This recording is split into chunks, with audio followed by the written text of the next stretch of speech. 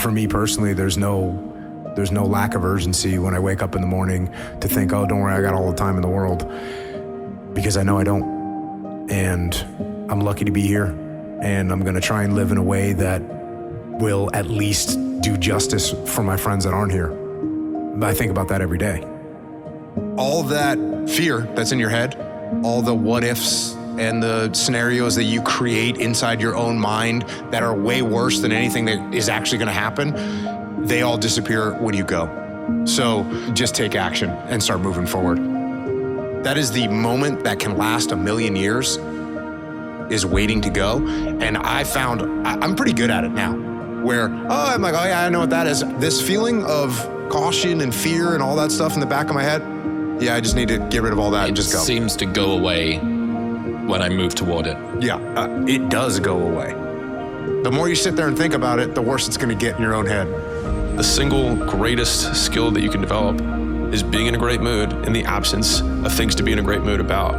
Most people don't question someone who's in a bad mood. Like, I'm just in a bad mood. So it's like, well, if you can be in a bad mood for no reason, it's like you might as well be in a good mood for no reason, because that one at least serves you. On one degree, there's like, let's count things to be grateful for. On the other side, why do I have to have things to be grateful for in order to be in a good mood? Why is trying to find things a requirement of being in that mood? Can I not find things and still choose to be in a good mood? Because I've certainly not had things to be in a bad mood about and been in a bad mood. What if I could just be in a good mood? And so I've just tried to break that relationship between the two, because then it makes it contingent on something that I can find. How successful have you been at that? Mediocre.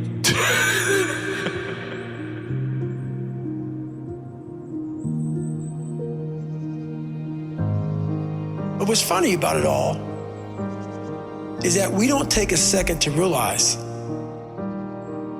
the purpose is always there. The purpose never leaves us, because the very purpose is you. You are always the purpose. There may be another purpose, like being a SEAL or going to college or whatever, but the main purpose in life is you.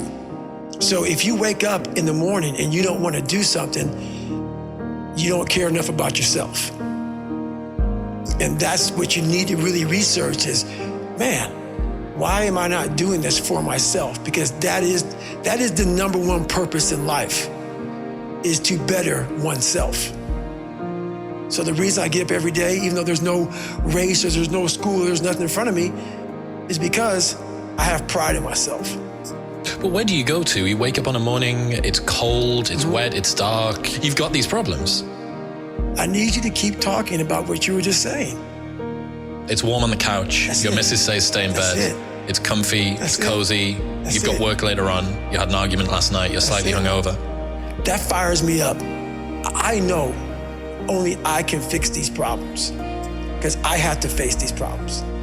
That brings joy to my life right there, because I know there's so many people that have the ability and just refuse to get off that couch, refuse to study a few more hours, refuse to go deeper, to go further.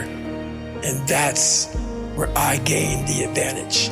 It's so easy to be great nowadays, my friend, because most people are weak. Most people don't want to go to that extra mile. Most people don't want to find that extra, because it sucks. It's miserable. It's lonely. And that used to hurt me. Now after arriving it, that's the only place to be.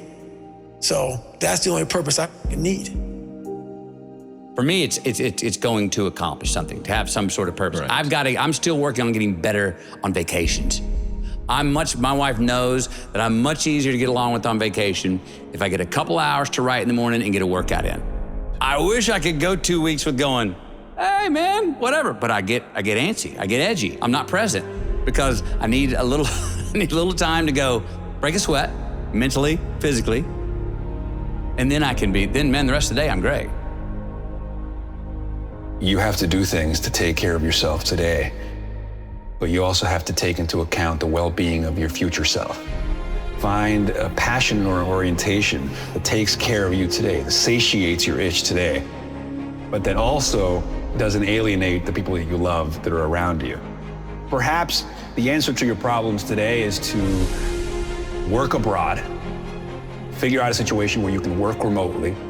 Develop a routine where in the mornings you work out, you drink coffee, and you do your work for 4 or 5 hours, and then every afternoon you commit to doing a different hike or to doing a different kind of hobby. So you're kind of ticking all those boxes of satiating your need for novelty and adventure and enthrallment while being responsible and meeting the criteria of taking care of your future self and taking care of yourself. At the end of every day, you look yourself in the mirror and you ask yourself, did I get better today? If the answer is yes, and you do that for 5 years, 10 years, 15 years, how much better are you gonna be? Are you getting better every single day? That's the question, right? And it's just taking small steps. You don't try to get it all done in one day, in 1 week, in 1 year, right? It's the process of getting better every day. And the idea is a very simple one. Trying to be the best version of yourself.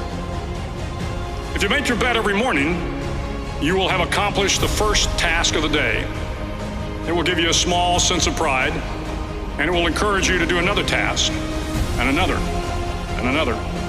And by the end of the day, that one task completed will have turned into many tasks completed. Making your bed will also reinforce the fact that the little things in life matter. If you can't do the little things right, you'll never be able to do the big things right.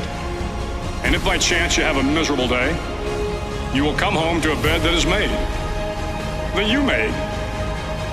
And a made bed gives you encouragement that tomorrow will be better. So if you want to change the world, start off by making your bed.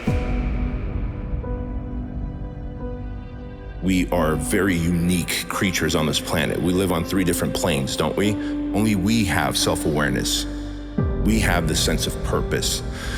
And we live on 3 planes. The physical plane, like this is a vehicle, your body is a vessel, a vehicle. And so we live on that physical plane, but we're also energy. We're radiance, we're a soul, we're a spirit, we're energy.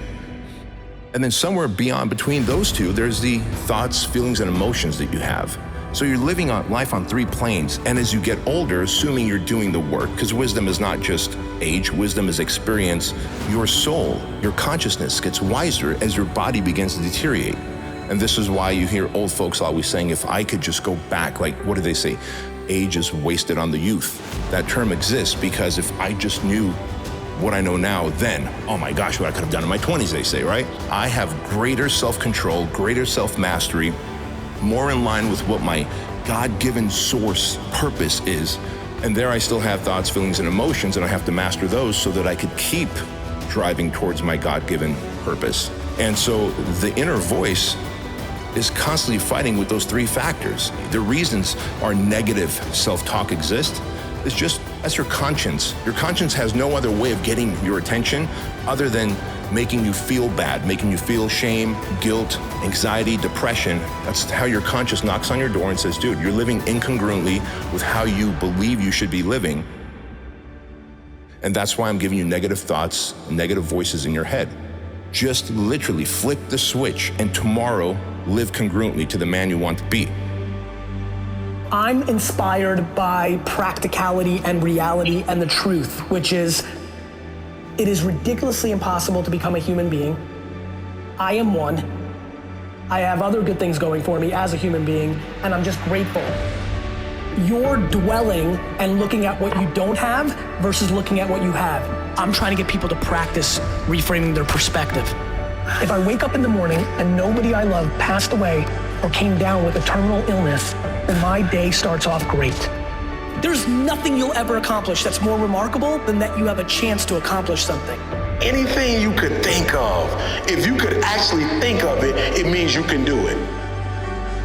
So if it pops up in your brain, it means that you have the ability to do it. Why? Because the brain would never think of something that it could not do. See, let me share something with you. The easiest thing I've ever done was to earn $1 million. The most difficult thing I've ever done was to believe it could happen to me. That was the most difficult part.